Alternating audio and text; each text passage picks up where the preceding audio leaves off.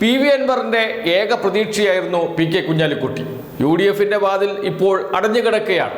അത് തുറക്കാനുള്ള താക്കോൽ, PV അൻവറിന്റെ കയ്യിലുള്ള താക്കോൽ PK കുഞ്ഞാലിക്കുട്ടിയായിരുന്നു. PK കുഞ്ഞാലിക്കുട്ടി സംസാരിച്ച് ഒരു ധാരണയിലെത്തും എന്ന പ്രതീക്ഷയിലാണ് PV അൻവർ ഇപ്പോൾ കഴിയുന്നത്.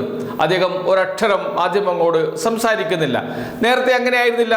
അദ്ദേഹം എല്ലാ ദിവസവും മാധ്യമങ്ങളെ കണ്ട് പൊട്ടിത്തെറിക്കുന്നതൊക്കെ നാം കണ്ടതാണ്. കയ്യിൽ തീപ്പന്തവുമായി നിൽക്കുന്ന PV അൻവറുടെ ചിത്രങ്ങൾ ട്രോളായി ഇപ്പോൾ സോഷ്യൽ മീഡിയയിൽ നിറയുന്നുമുണ്ട്. അപ്പോഴും അദ്ദേഹത്തിന് പ്രതീക്ഷ PK കുഞ്ഞാലിക്കുട്ടിയിലായിരുന്നു. ഇപ്പോഴും അദ്ദേഹത്തിന് പ്രതീക്ഷ PK കുഞ്ഞാലിക്കുട്ടിയിലാണ്. എന്നാൽ PK കുഞ്ഞാലിക്കുട്ടിയും കൈയൊഴിഞ്ഞാലോ? അതാണ് ഇപ്പോൾ സംഭവിച്ചിരിക്കുന്നത്. മാധ്യമങ്ങളോട് വ്യക്തമായും പറഞ്ഞു കഴിഞ്ഞു. PK കുഞ്ഞാലിക്കുട്ടി തന്നെ പറഞ്ഞു, ഒരു രാഷ്ട്രീയ പാർട്ടിയുമായും ചർച്ച നടത്തിയിട്ടില്ല, ചർച്ച നടത്താൻ ഉദ്ദേശിക്കുന്നുമില്ല എന്ന്. ആ വാക്ക് നമുക്ക് കേൾക്കാം. ഈ ഘട്ടത്തിൽ പാർട്ടി അടിസ്ഥാനത്തിലൊന്നും ചർച്ച ആരോടും നടക്കുന്നില്ല. UDF ബലപ്പെടുത്താനും അതുപോലെ തന്നെ UDFന്റെ ശക്തി വർദ്ധിപ്പിക്കാനുമായ കാര്യങ്ങൾ എന്തെങ്കിലും ഉണ്ടെങ്കിൽ അതൊക്കെ ചെയ്യണം എന്നുള്ള അടിസ്ഥാനത്തിൽ UDFന്റെ ചർച്ച നടത്തുന്നത്. അതാണ് പ്രതിപക്ഷ നേതാവ് പറഞ്ഞത്. അത് ജനറലായിട്ടൊരു ഡിസ്കഷൻ ഉണ്ട്. കാരണം UDFിലാണ് ആളുകൾക്ക് ഇനി പ്രതീക്ഷ, അതുകൊണ്ട് അതിന്റെ അടിത്തറ ബലപ്പെടുത്തണം എന്നൊരു ചർച്ച നടത്തുന്നുണ്ട്. അതാണ് പ്രതിപക്ഷ നേതാവ് പറഞ്ഞത്. ഇപ്പൊ ഈ ഘട്ടത്തിൽ ഇതിലധികം ചർച്ച ചെയ്യാൻ ഞാൻ ഉദ്ദേശിക്കുന്നില്ല. UDFിലേക്ക് പുതിയ കക്ഷികളെ കൊണ്ടുവരും എന്ന് പറഞ്ഞത് പ്രതിപക്ഷ നേതാവ് VD സതീശനാണ്. വിസ്മയകരമായ സംഭവങ്ങളാണ് നടക്കാൻ പോകുന്നത് എന്ന് അദ്ദേഹം പറഞ്ഞിരുന്നു. അദ്ദേഹം ലക്ഷ്യമിട്ടത് UDFിലെ 2 ഘടകകക്ഷികളെയാണ്. അതിലൊന്ന് കേരള കോൺഗ്രസ് മാണി ഗ്രൂപ്പാണ്. വരില്ല എന്ന് കേരള കോൺഗ്രസ് മാണി ഗ്രൂപ്പ് നേതാവ് കട്ടായം പറഞ്ഞു കഴിഞ്ഞു. മറ്റൊരു കക്ഷിയെ ലക്ഷ്യമിട്ടിരുന്നു. അത് കടന്ന കൈയായി പോയി. അത് മറ്റാരുമല്ല, CPI ആണ്. CPIയെ കുറിച്ച് നല്ല അഭിപ്രായമൊക്കെ അടൂർ പ്രകാശ് പറഞ്ഞിരുന്നു. അവരുമായി നമ്മൾ നേരത്തെ സഹകരിച്ചതാണ് എന്നൊക്കെ. അതൊക്കെ ഓർമ്മപ്പെടുത്തി CPIയെ UDFിലേക്ക് കൊണ്ടുവരാൻ കഴിയുമോ എന്നാണ് VD സതീശനും കൂട്ടരും ശ്രമിച്ചത്.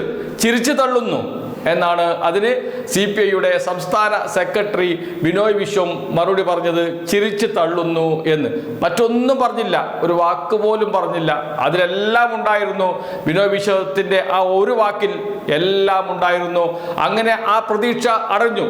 അതുകൊണ്ടാണ് കുഞ്ഞാലിക്കുട്ടി പറഞ്ഞത്, ഏതെങ്കിലും കക്ഷിയെ കൊണ്ടുവരുന്ന കാര്യമല്ല സംസാരിച്ചത്, മുന്നണി സംവിധാനം വിപുലപ്പെടുത്തും, വ്യക്തികൾ, ചെറിയ പ്രസ്ഥാനങ്ങൾ, പ്രാദേശിക തല കൂട്ടായ്മകൾ, ഇവയെ ഒക്കെ UDFിന്റെ ഭാഗമാക്കും എന്ന്. അപ്പോഴും അവിടെയും PV അൻവർ ഇല്ല. PV അൻവറിന്റെ പാർട്ടി വലിയ പാർട്ടിയാണ്, തൃണമൂൽ കോൺഗ്രസ്. ആ പാർട്ടിയുമായി ചർച്ച നടത്തണമെങ്കിൽ PV അൻവറുമായി മാത്രം ചർച്ച നടത്തിയാൽ പോരാ, ദേശീയ തലത്തിൽ ചർച്ച നടത്തേണ്ടി വരും. പിന്നെ ഒരു വഴിയേ ഉള്ളൂ PV അൻവറിന്റെ മുന്നിൽ, തൃണമൂൽ കോൺഗ്രസ് വിട്ട് പുറത്തു വരിക, മുസ്ലിം ലീഗുമായി സഹകരിക്കാം. അങ്ങനെ ഒരു ധാരണ മുസ്ലിം ലീഗ് സ്വീകരിക്കുകയാണെങ്കിൽ കോൺഗ്രസ് അതിനെ എതിർക്കില്ല. കാരണം മുസ്ലിം ലീഗാണല്ലോ സഹകരിക്കുന്നത്, ഞങ്ങൾക്കതിൽ ഒരു പ്രശ്നവുമില്ല എന്ന് കോൺഗ്രസ് നേതാക്കൾ പറയും. മുന്നണിയുടെ ഭാഗമാക്കാൻ തൃണമൂൽ കോൺഗ്രസിലൂടെ PV അൻവറിനെ മുന്നണിയുടെ ഭാഗമാക്കാൻ കഴിയില്ല. അതുമാത്രമാണ് കോൺഗ്രസ് എടുത്ത നിലപാട്. അതിൽ ഉറച്ചു നിൽക്കുന്നു. ലീഗിന്റെ ഭാഗമാക്കുന്നതിൽ ഒരു തെറ്റുമില്ല, അതിനെ എതിർക്കില്ല എന്ന നിലപാടാണ് ഉള്ളത്. അതുമാത്രമാണ് ഇനി വഴി.